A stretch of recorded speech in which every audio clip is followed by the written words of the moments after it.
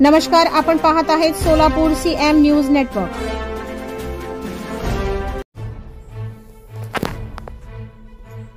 अक्कलकोट येथील मल्लिकार्जुन मंदिर परिसरात वंचित बहुजन आघाडीच्या जाहीर सभेला 2 ते 3 हजार दलित बांधव, वंचित बहुजन आघाडीचे सोलापूर जिल्हाध्यक्ष चंद्रशेखर मडिखांबे, वंचित बहुजन आघाडीचे सर्व कार्यकर्ते व मान्यवर मोठ्या संख्येने उपस्थित होते। यावेळी सुजात आंबेडकर यांचा सत्कार वंचित बहुजन आघाडीचे सोलापूर जिल्हाध्यक्ष चंद्रशेखर मडिखांबे यांनी केला। तर या जाहीर सभेला दलित बांधव, नागरिक, महिला मोठ्या संख्येने उपस्थित होते। यावेळी अक्कलकोट मल्लिकार्जुन मंदिराशेजारी एसटी स्टँड परिसरात झालेली दलित बांधवांची गर्दी दिसून येत होती।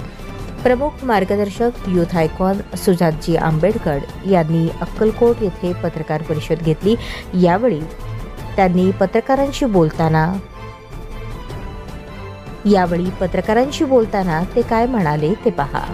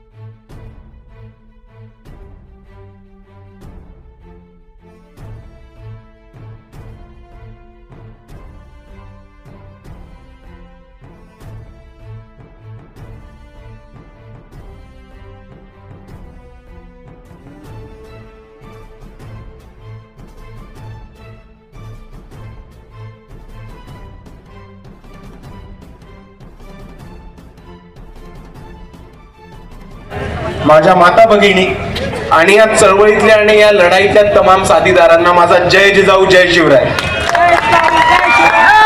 जय ज्योती, जय क्रांती, जय मल्हार, जय लहूजी, अस्सलाम वालेकुम रहमतुल्लाही बरकातू आणि जय भीम।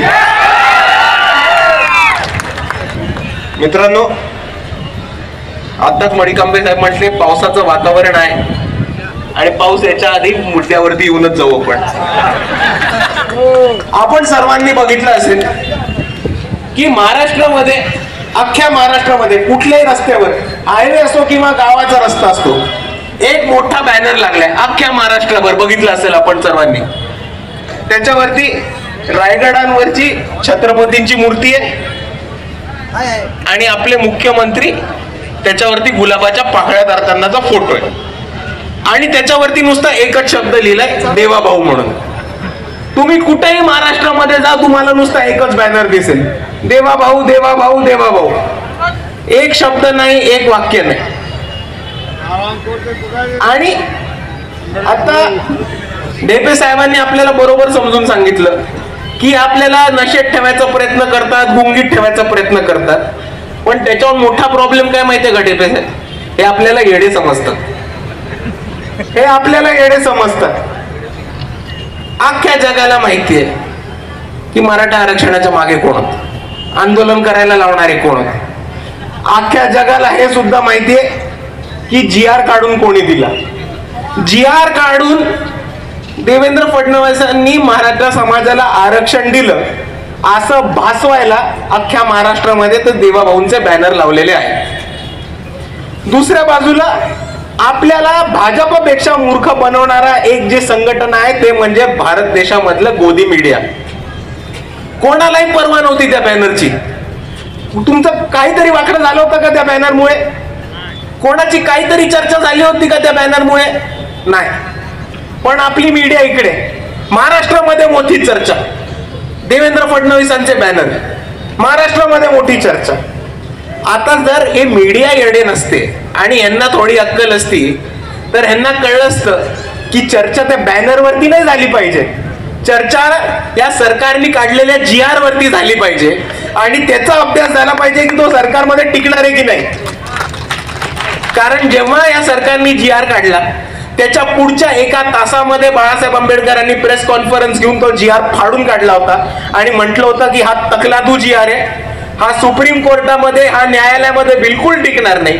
सुप्रीम कोर्टाने जी माहिती मागितली होती, जे डेटा मागितला होता, जी आकडेवारी मागितली होती, ती कोणत्याही पद्धतीने ह्या GR मध्ये प्रस्तुत केलेली नाहीये, प्रस्तुत केलेली नाहीये. म्हणून हा GR रद्द होणार आहे. आणि आपण बघा, सुप्रीम कोर्टमध्ये गेल्या गेल्या हा GR रद्द होईल. आणि ज्या पद्धतीने आपल्याला आंदोलनं दिसली, ज्या पद्धतीने आपल्याला मराठ्यांची आंदोलनं दिसली, ती अजून एकदा परत आपल्याला रस्त्यावर येताना दिसली. ह्याच्याहून मोठं होताना दिसेल आणि ह्याच्याहून तीव्र होताना दिसेल. कारण ह्या सरकारने इकडच्या मराठा आंदोलकांची फसवणूक केली आहे, हे आपण सर्वांनी समजून घेतलं पाहिजे. लोकांना आता वाटत असेल की मराठा आरक्षण गृहीत झालंय, मंजूर झालंय, या GR मुळे मराठा आरक्षण मिळणार आहे. पण आपण परत एकदा तो GR तपासून बघा आणि बाळासाहेब आंबेडकर यांची प्रेस कॉन्फरन्स बघून बघावी.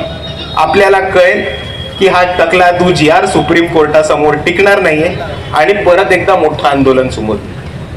आणि याच्यामध्ये सगळे आपल्याला येडे कसं बनवतात बघा.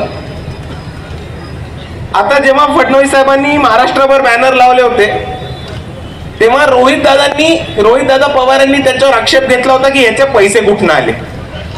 मग बावनकुळे साहेबांनी उत्तर दिलं की त्याचे पैसे कुठून आले.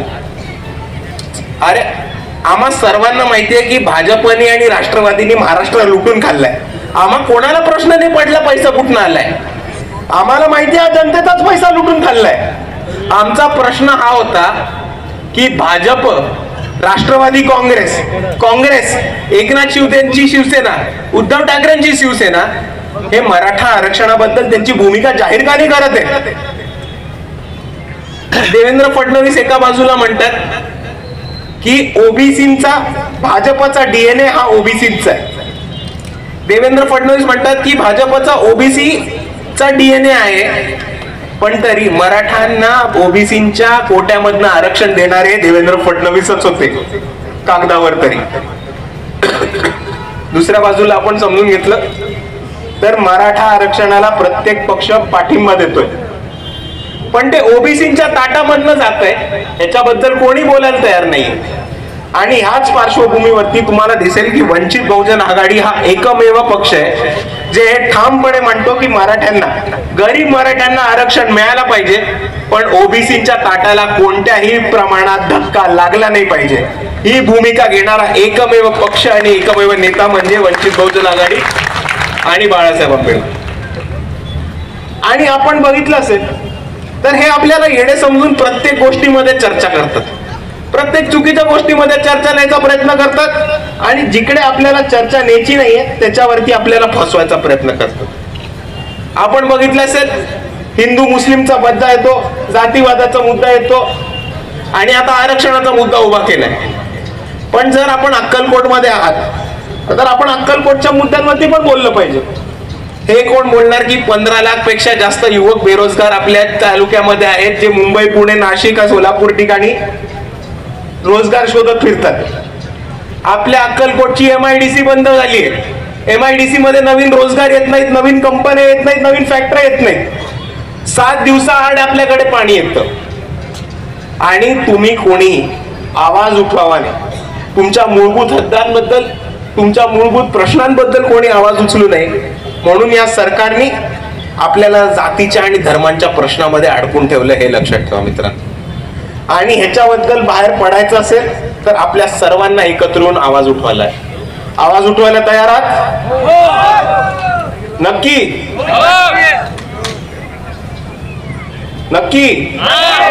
आणि या स्थानिक स्वराज्य संस्थांमध्ये लढायला सुद्धा तयार आहात का? हात वर करून सांगा कोण कोण तयार आहे. जे हात वर करून सांगतायत की लढायला तयार आहेत, हे बघा यावेळेस दुप्पट काम करायचंय. तयार आहे का? मी तुम्हाला सांगतो दुप्पट काम करायचंय.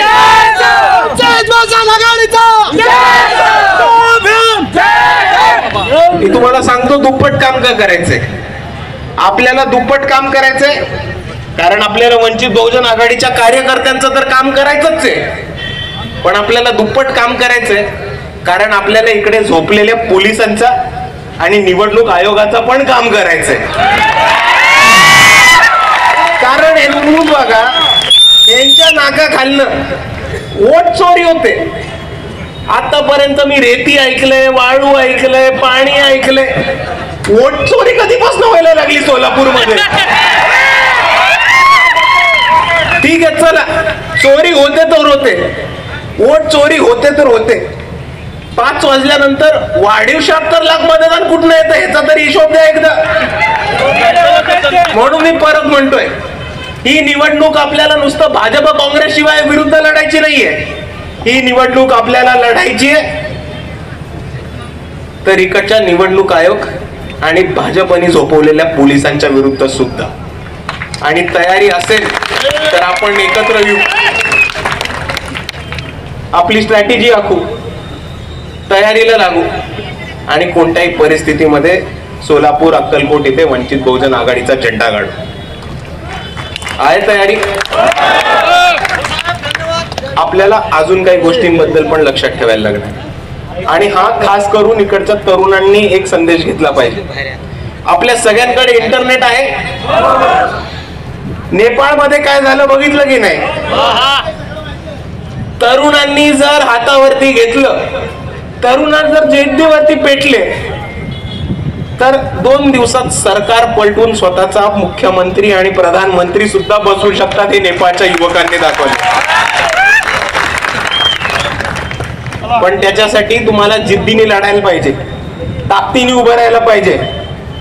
जे कोण इकडे भाजप काँग्रेसची चाकरी करतात त्यांना हाणून आपल्या मागे आणलं पाहिजे. आणि परत एकदा अक्कलकोटमधनं आवाज उचलून दाखवला पाहिजे की हा आंबेडकरवाद्यांचा बालेकिल्ला आहे. सोलापूर हा आंबेडकरवाद्यांचा बालेकिल्ला आहे. जे बाहेर गेलेत त्यांना मारून मुटकून परत आणू. पहिले अक्कलकोटमधनं चालू करू आणि मग बाहेरच्या जिल्ह्यांकडे जाऊ. आणि मित्रांनो, ही लढाई आपली एकट्याची नाही. आपल्याला या लढाईमध्ये सगळ्यांना एकत्र घेऊन जायचंय. घेऊन जायचंय की नाही? आपल्याला आलुतेदार बलुतेदार वंचित समूहातले तमाम घटक, कष्टकरी समाजातले घटक, शेतकरी बांधव या सगळ्यांना बरोबर घेऊन जायचंय. आणि तसेच आपल्याला इकडे आपल्या अक्कलकोटमध्ये बहुसंख्य असलेले मुसलमान बांधव सुद्धा घेऊन जायचे. आणि मी माझ्या मुसलमान बांधवांना एक विनंती करू इच्छितो. आप सभी से सिर्फ एक गुजारिश करना चाहता हूं कि आप कुछ चीजों पे सिर्फ गौर फरमाइए. 2014 से देखिए, 2019 से देखिए, एनआरसी सीए का मुद्दा है. वंचित बहुजन आघाड़ी अकेला पार्टी था जिसने महाराष्ट्र में आंदोलन किया और महाराष्ट्र बंद किया.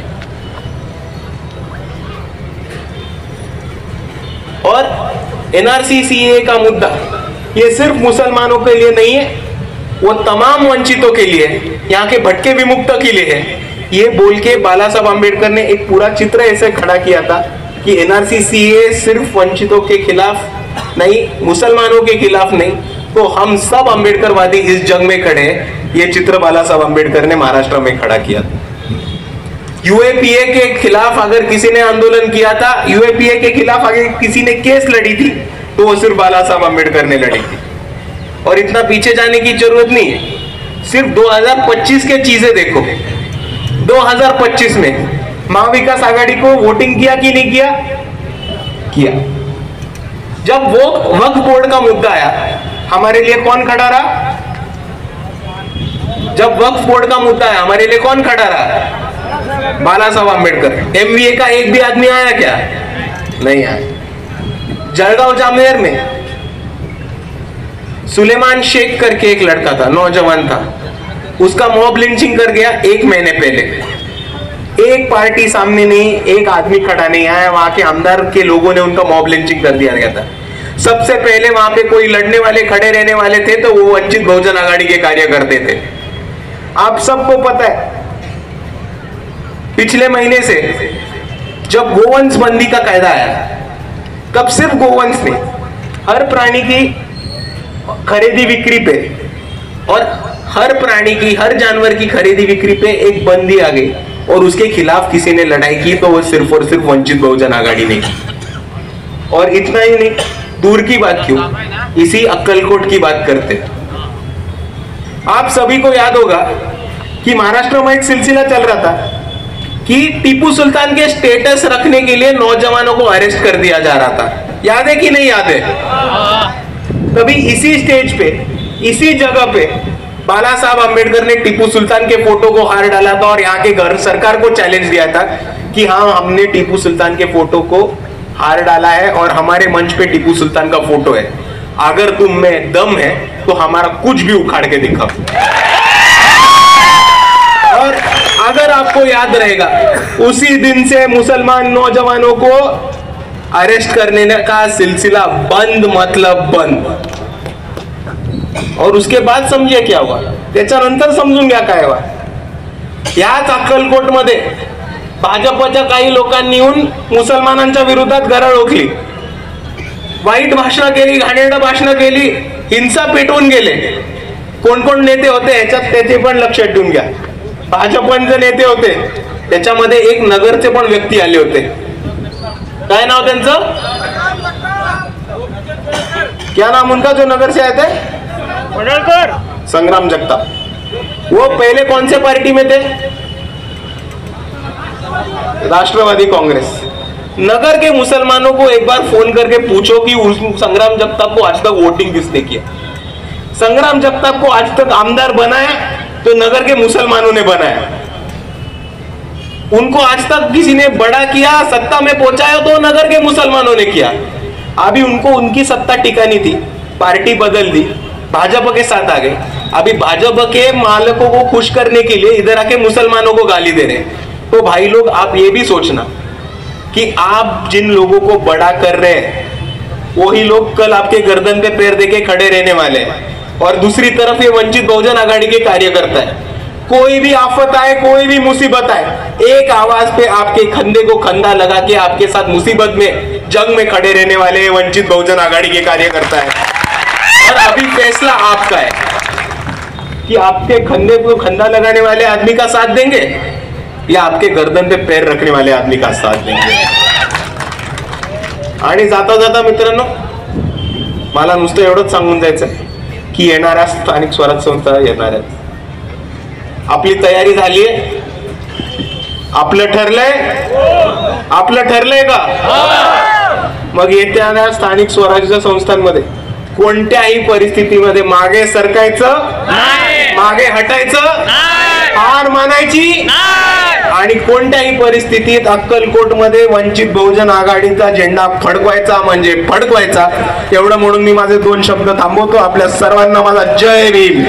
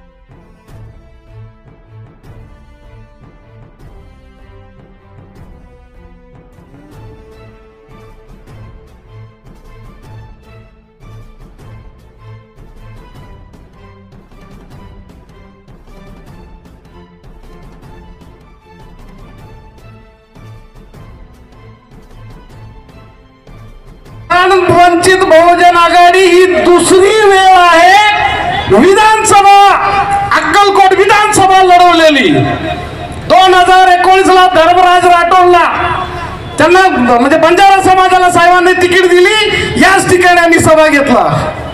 यावेळेस परत स्वतंत्र लढलं, साहेबांनी म्हणले नाही लढायचं। अरे बाळासाहेबांनी काय दिलं ते सांगतो तुम्हाला।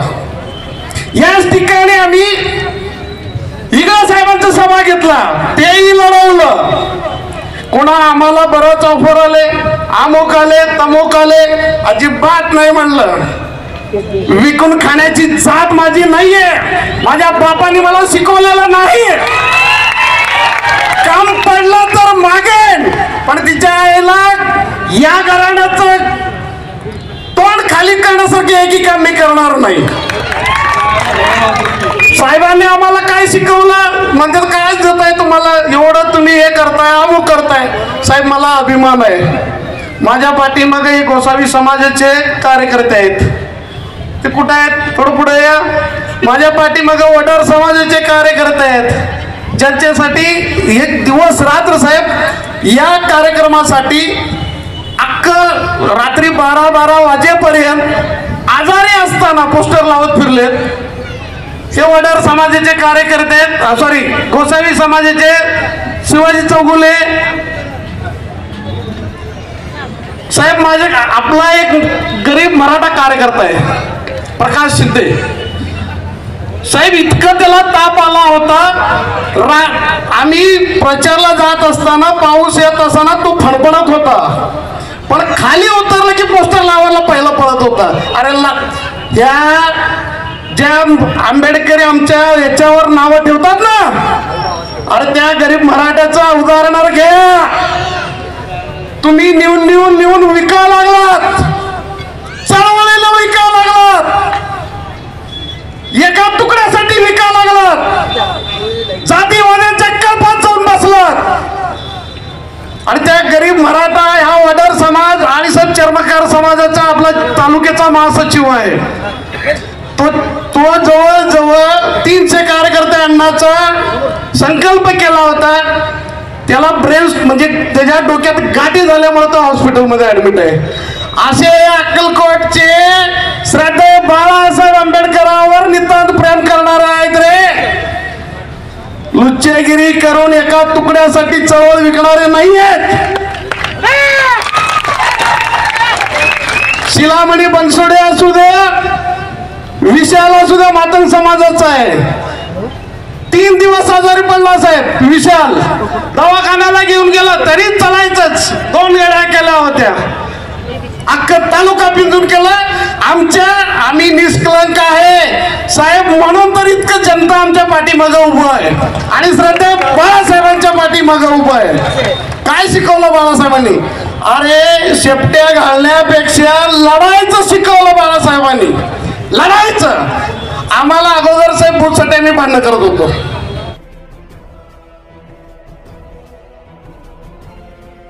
त्यांच्या त्यागाला या ठिकाणी मी प्रणाम करतो.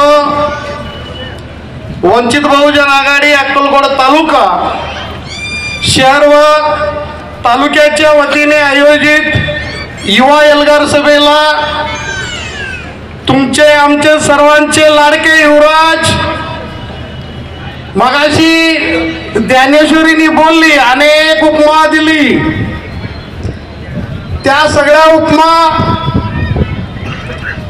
निर्भीड आंबेडकर चळवळीचा आणि वंचितांचा भविष्य माननीय सुजात दादा आंबेडकर, त्याचबरोबर या एल्गार सभेला उपस्थित असलेले राष्ट्रीय कार्यकारिणीचे सदस्य डॉक्टर नितीन ढेपे साहेब आणि सोलापूर जिल्ह्याचे जिल्हा निरीक्षक राज्याचे उपाध्यक्ष प्राध्यापक सोमनाथ साळुंके सर,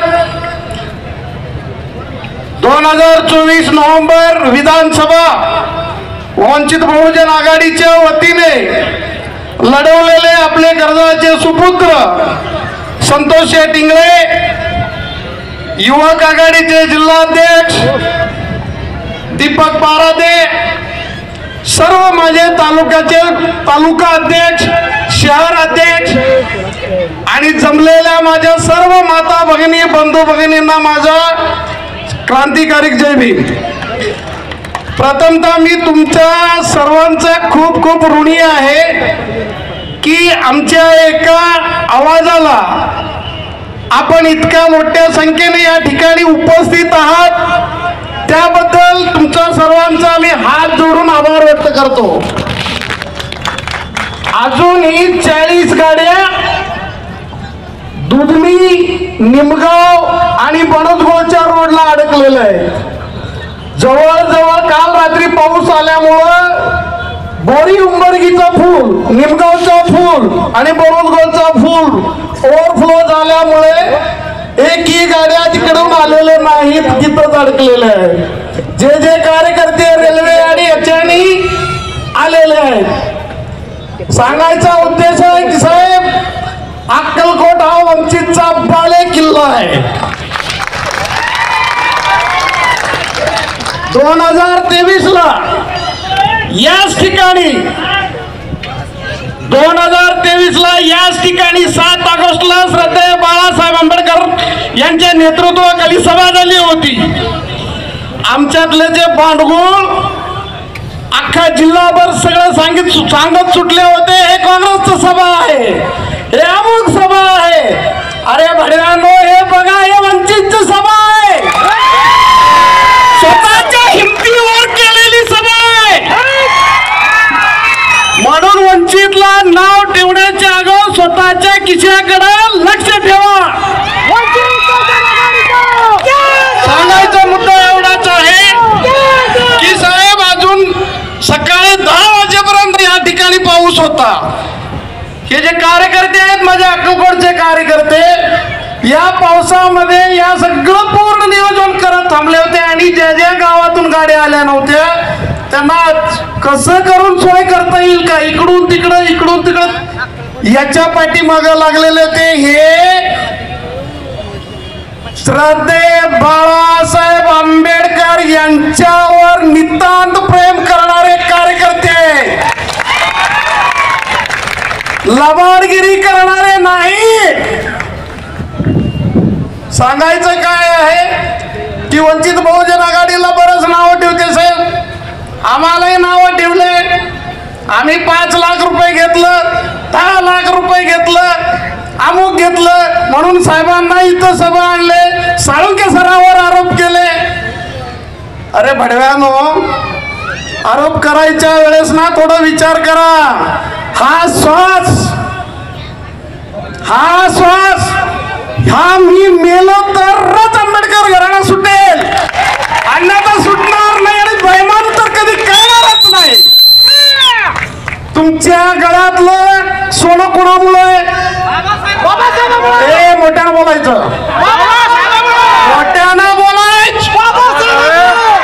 बरोबर. तुमचं घर कुणामुळं? तुमचा मोबाईल कुणामुळं? तुमचं अस्तित्व कुणामुळं? तुमच्या भाकरीवर सही कुणामुळं? अरे त्या घराण्याला गद्दारी करायला आम्हाला तिच्या आईला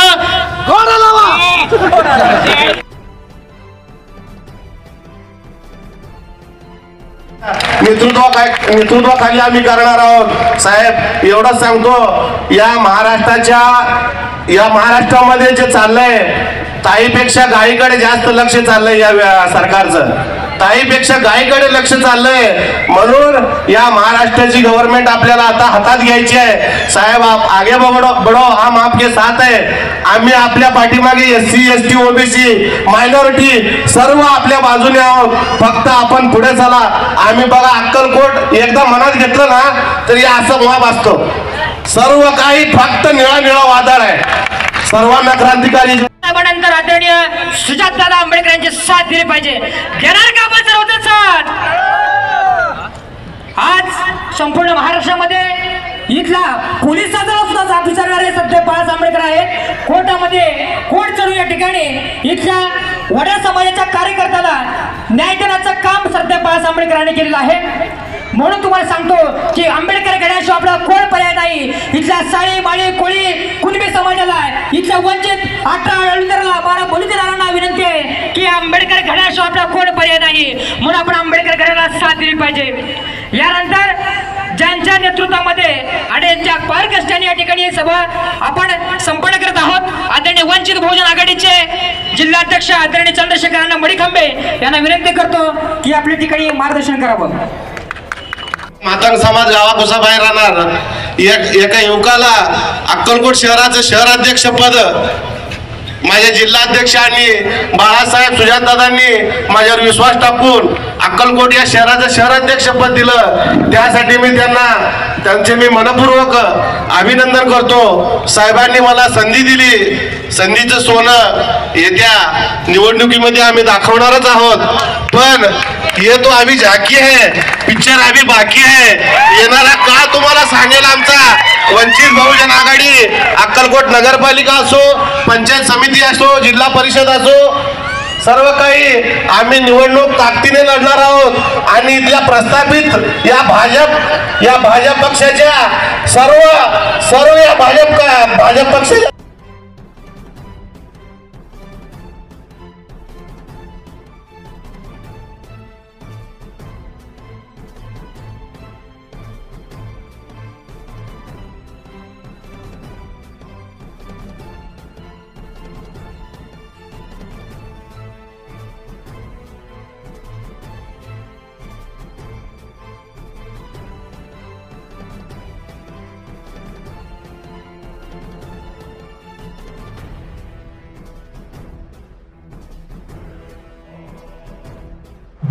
गवर्नर देवी महाराष्ट्रभर आपला युवा एल्गार सभाचा प्रोग्राम सगळीकडे चालू आहे आणि त्याच्याच बरोबर संबंधित विद्यार्थी आंदोलनाचा सुद्धा मीटिंग चालू आहे। त्याच अनुषंगाने आज अक्कलकोटमध्ये सभा घेतली होती। येणाऱ्या स्थानिक स्वराज्य संस्था पक्षांतर्गत बैठकी आणि त्याचबरोबर एक कार्यकर्ता मेळावा या स्वरूपाचा एक कार्यक्रम आज आम्ही अक्कलकोट येथे पार पाडला आहे। याचाच लागून आपले काही प्रश्न असतील तर आपण विचारू शकतो। येणाऱ्या स्थानिक स्वराज्य संस्थेच्या निवडणुकीत वंचित बहुजन आघाडीचा काय अजेंडा असेल? एमआयएम बरोबर युती असेल का कोणते आणखीन पक्षासोबत घेऊन वंचित बहुजन आघाडी लढवणार?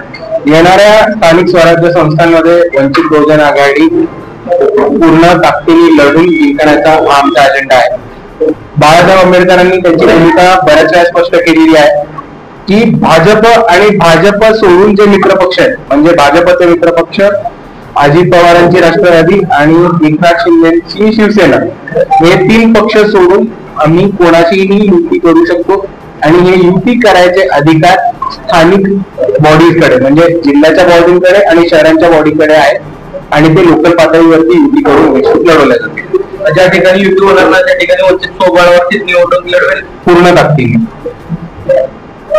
बंजारा समाजाचं देखील राज्यभरात विविध ठिकाणी आंदोलन निघत आहे, एसटी मधून आरक्षण मिळावं, त्या बाबतीत वंचित बहुजन आघाडीचं स्टँड काय असेल? हे बघा, वंचित बहुजन आघाडीने बंजारा समाजामध्ये खूप स्पष्टपणे नेहमी भूमिका घेतली। एवढंच नाही तर वंचित बहुजन आघाडीचा एक तांडा सामुचालो नावाचा एक कार्यक्रम आणि एक अधिवेशन सुद्धा वंचित बहुजन आघाडीने बंजारा समाजासाठी केलं। आपण जर बंजारा समाजाची खरी व्यथा बघितली तर आपल्याला कळेल की बंजारा समाज ही मोठ्या पद्धतीने मागास हा महाराष्ट्रामध्ये आहे, कारण तो डीजेएनटी मध्ये आहे। दुसऱ्या बाजूला जर आपण कर्नाटकाची परिस्थिती बघितली तर कर्नाटकामध्ये बंजारा समाज हा एसटी मध्ये येतो आणि तेलंगणा आणि आंध्र प्रदेशमध्ये बघितलं तर बंजारा समाज हा एसटी मध्ये येतो। आणि जर मूळ आपण राजस्थान मध्ये बघितलं जिकडनं बंजारा समाजाची म्हणजे जिकडनं मूळ हा बंजारा समाज येतो तर राजस्थान मध्ये बंजारा समाजाला ओबीसी स्टेटस मिळतं आणि ह्याच्यामुळे बंजारा समाजावरती खूप मोठे प्रॉब्लेम झाले। तांड्यांवरती एक मागास परिस्थिती आली, त्याच्यावर महत्वाचं बरेचसे बंजारा तरुण हे वीटभट्टी कामगार ऊसतोड कामगार म्हणून काम करताना दिसतात आणि ह्याच्यावरती एक पॉलिसी लेवलवरती वंचित बहुजन आघाडीने ऑलरेडी प्रोग्राम घेतला आणि त्याच्यावरती आम्ही काम करतच आहोत। लक्ष्मण हाके आज सोलापूर जिल्ह्यामध्ये पाटकुले या ठिकाणी मोठी ओबीसीची एल्गार परिषद घेत आहे। जरांगेंना प्रतिस्पर्धी ठरवण्यासाठी एक सरकारी यंत्रणा लावली गेली अशा पद्धतीची तर आवाजात चर्चा आहे। एकूणच तुम्ही हाकेंच्या भूमिकेकडे कशा पद्धतीने बघता? कारण ओबीसीचे मोर्चे सुद्धा आता महाराष्ट्रामध्ये निघायला चालू झाले, एक जात एकमेकांच्या जीवावर येऊन ठेपल्याचं चित्र पाहायला मिळते। लक्ष्मण हाके नेमके महाराष्ट्रातल्या राजकारणातील समाजकारणातील कोण वाटतात?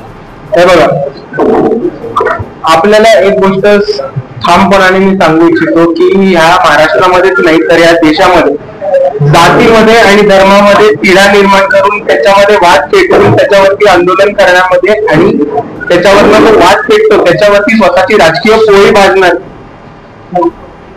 याच्यासाठी भारतीय जनता पार्टी नेहमी स्वतःची यंत्रणा वापरत राहते आणि त्याच पद्धतीने जातीमध्ये भांडण लावायचं काम हे भाजपने यशस्वीपणे महाराष्ट्रात करायची सुरुवात केलेली आहे असं एक चित्र आपल्याला दिसतंय. आधी हिंदू मुस्लिम, मग त्याच्यानंतर दलित वर्सेस मराठा, आणि आता मराठा वर्सेस ओबीसी, असं एक मोठं चित्र भाजपने ठिकठिकाणी जातीमध्ये भांडण लावून उभं केलेलं दिसतंय. पण तुमच्या प्रश्नाचा ठराविक उत्तर द्यायचं असेल तर जेव्हा मागची लक्ष्मण हाकेंची जी सभा होती, ज्याच्यावरती बाळासाहेब आंबेडकरांनी फोनवरती 1-2 मिनिटाचं भाषण दिलं होतं, ते भाषण जर आपण ऐकलं तर ते अतिशय महत्वाचं ठरेल. जिकडे त्यांनी म्हटलं होतं की आता ओबीसी समाजाला जागृत होऊन स्वतःच्या आरक्षणासाठी आणि हक्कासाठी लढायची गरज आहे. आणि ओबीसी समाजाने पण हे समजून घेतलं पाहिजे की आत्ताचं भाजप सरकार जे आहे त्यांनीच हा जी आर पास केलाय ज्याच्यामधनं ओबीसी आरक्षण, मराठ्यांना आरक्षण हे ओबीसी कोट्यामधनं मिळणार आहे. तर ओबीसींना आता स्वतःच्या हक्कासाठी, न्यायासाठी जागून लढायला लागणार आहे. महाराष्ट्राच्या आजच्या सभेमध्ये बाळासाहेबांचा सुद्धा फोटो त्या ठिकाणी वापरलेला आहे. मात्र लक्ष्मण हाके ज्या पद्धतीने भूमिका घेतली ती बाळासाहेबांची सुसंगत आहे का, काय वाटतं? हे बघा, बाळासाहेब त्यांची नेहमी भूमिका मांडत राहतात आणि बाळासाहेब त्यांच्या भूमिकेने मांडत राहतात. लक्ष्मण हाके बाळासाहेबांच्या भूमिकेवरती येत आहेत का हा प्रश्न तुम्हाला बघायचा आहे, तो आम्हाला पण बघायचा आहे. पण त्यांची भूमिका आहे, त्यांची भूमिका आहे. बाळासाहेबांची भूमिका ही ओबीसीसाठी आणि बहुजनांसाठी नेहमीच प्रामुख्याची राहिलेली आणि त्याच पद्धतीची.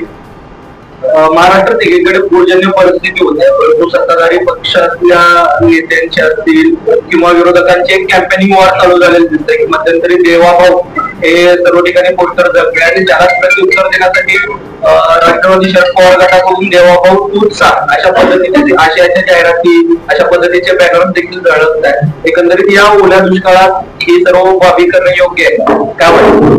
हे बघा, एका बाजूला मला खरं एका अर्थाने वाटतं की हे करणं योग्य नाही, आणि दुसऱ्या बाजूला माझा थोडा तुमच्यावरती सुद्धा आक्षेप आहे मीडियावरती की चर्चा देवाभाऊंच्या बॅनरवरती नव्हती व्हायला पाहिजे, चर्चा त्या GR वरती व्हायला पाहिजे. 3 कायदेतज्ञ बोलवून हा GR सुप्रीम कोर्ट मध्ये टिकणार आहे का? सुप्रीम कोर्टाच्या ज्या अटी होत्या त्या GR मध्ये पूर्त झाल्या आहेत का? सुप्रीम कोर्टने जो डेटा मागितला होता तो या GR मध्ये दिला आहे का?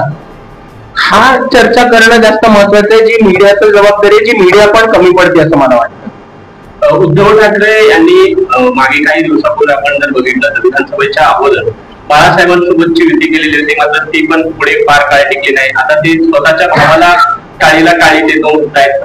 मात्र सध्या राज ठाकरे जे आहेत ते आता वेगळ्याच भूमिकेमध्ये आपल्याला पाहायला मिळत आहे. कारण निवडणुकीपर्यंत सुरुवात ठेवायची आणि ऐन निवडणुकीवर आल्यानंतर युती तोडून द्यायची अशा पद्धतीची एक परंपरा आपल्याला उद्धव ठाकरेंची दिसून येते.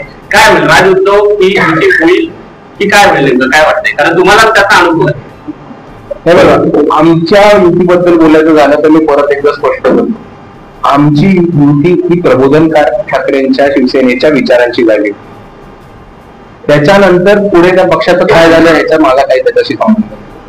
पण दुसऱ्या बाजूला राज ठाकरे आणि उद्धव ठाकरेंची युती होईल का नाही हा तो त्यांचा प्रश्न. वंचित समूहांना त्यांचे प्रश्न त्यांचे प्रामुख्याने माहिती आहेत, वंचित समूहांना त्यांच्या अडचणी माहिती आहेत, आणि या ट्रॅकमध्ये ते अडकणार नाहीत आणि युती झाली की नाही झाली आणि वंचित समूहांच्या जीवन मरण्याच्या प्रश्नांवरती काही फरक पडणार नाही हे तमाम तळागाळातल्या वंचित समूहांना कळले. त्याच्यामुळे याच्याकडे कोणी लक्ष पण नाही देते. एका बाजूला ही 2 ठाकरे बंधू एकत्र येण्याची चर्चा सुरू असताना वंचित बहुजन आघाडीमधलाच एक घटक आपण त्याला म्हणत रिपब्लिकन सेना, आंबेडकर घराणं मात्र पुढचा दिसत आहे. आनंदराज आंबेडकरांनी उपमुख्यमंत्री शिंदेबरोबर युती केलेली आहे. एका वेगळ्या पद्धतीने समाजामध्ये मेसेज जातो. पुन्हा एकदा आंबेडकरी कुटुंबियाला एकत्र आणण्यासाठी तुम्ही आता या पुढल्या पिढीचे शिलेदार म्हणून काही भूमिका घेणार आहात, काही पाऊल उचलणार? हे बघा, आंबेडकरवादी चळवळ एकच आहे आणि आंबेडकरवादी विचार हे एकच. वंचित बहुजन आघाडी एका राजकीय पक्ष आहे आणि तो त्या राजकीय पक्ष त्याच्या वाटचालीने चालत राहतो आणि आमची धोरणं, आमचे विचार हे आम्हाला पक्के. आणि त्याच्या पुढे मी जाऊन हे पण सुद्धा सांगू इच्छितो की आपण जर बघितलं तर 99% आंबेडकरवादी चळवळ ही वंचित बहुजन आघाडी बरोबर आणि ते बाळासाहेबांच्या विचारांना आणि भूमिकेला मांडणार आहे. मात्र काकांना परत सोबत आणण्यासाठी तुम्ही पुतणे म्हणून काही प्रयत्न करणार? हे बघा, काका आमच्या सोबत होते, काका कधी दूर गेले नव्हते. एक राजकीय विचार वेगळा असू शकतो पण घर एक.